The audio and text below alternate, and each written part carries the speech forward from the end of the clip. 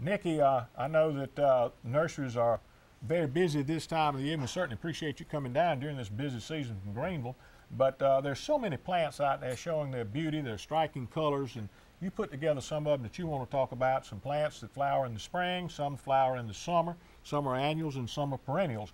And I noticed the foundation, the centerpiece of your arrangement today is a plant that really needs no introduction in South Carolina. Nope, it sure doesn't. Much like Darlington is for race fans, the azalea is for gardeners in the spring.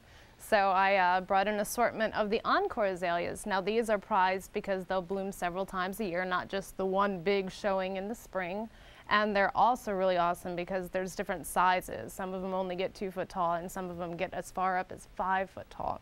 Well, the geneticists have done such a tremendous job with the azalea in terms of not only the color of the bloom, but the size of the plant. We can have some growing up 6, 8, 10 feet tall, and some of them, you know, even get knee high. Yeah, that's right. And that's where, as a gardener, you have to use proper plant selection. You can't put that 8 foot tall shrub in front of your 2 foot window. So. Well, a lot of South Carolinians may not realize that we have a native azalea, and you brought one with a beautiful yellow bloom on it.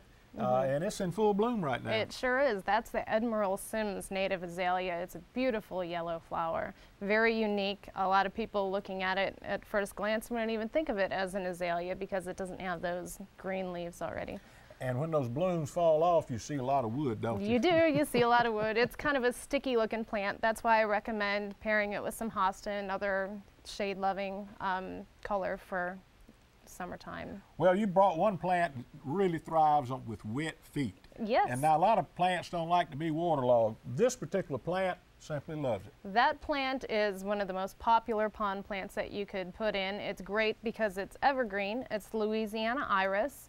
It looks very similar to a Dutch iris that you would plant in bulb form.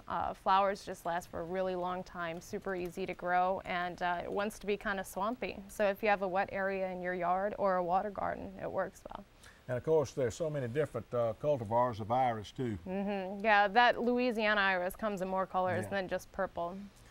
This one really needs no introduction, but I don't believe I've seen one this particular shape in terms of the petals and everything, but this is an annual, I believe. It is an annual. That's a petunia. That's one of the new yellow petunias. Everybody's been asking for them, and here it is. That's going to be the pink lemonade.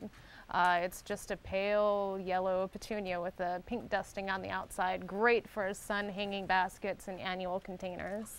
Nikki, lazy gardeners like myself are always looking for a perennial You're not plant. lazy. I am lazy. No I like way. the word perennial much better than annual. Take a hole once and be done. Every year, but these, you don't have to do it every year. One hole, go on your way. Yes. Let's start at the front because I like the way you have it arranged. I worked a long time. I know it. I worked up a sweat. What is this one? That's Coreopsis. That's Coreopsis nana. That's going to stay very short. That's great for in the front of a perennial bed. It requires very little deadheading, very sun tolerant. And the pink one?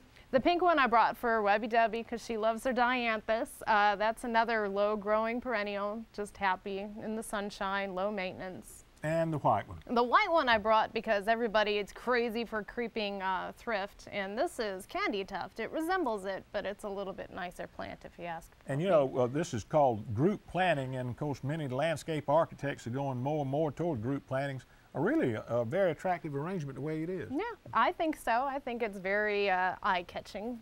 Well, when we talk about grass in South Carolina, you've got one here that really has an unusual leaf blade. Yeah, these are great. Now keep in mind, these are annual grasses, so you're going to have to replace them every year, but it's well worth it. These are pennisetums, great for use in container gardening, and this great red foliage is really show-stopping. Nikki, a lot of people love peppers. I love it in catfish stew. I like it on rice and some good South Carolina peas. But you've got some peppers that I don't recognize over there, but they have lots of color. They do. These are ornamental peppers, so don't go putting these in your peas, otherwise you're going to have problems. They're not that hot? They're very hot. That's the problem, and they come in a multitude of colors. There's all reds and purples, and some even have variegated foliage. Gardeners are always looking for a plant that'll tolerate almost 100% shade, and I think a lot of people who live in certain sections of the Palmetto State who have very little turf grass to maintain and lots of shade are looking for a plant that has a very attractive flower and maybe a very attractive odor, what should they go with? Odor is the right word. I brought one of the Carolina sweet shrubs. They've gotten into cultivating these. This one is the Hartledge Wine. It does very well as an understory shrub. So if you have a naturalized area where maybe other things don't exactly thrive, this will do very well.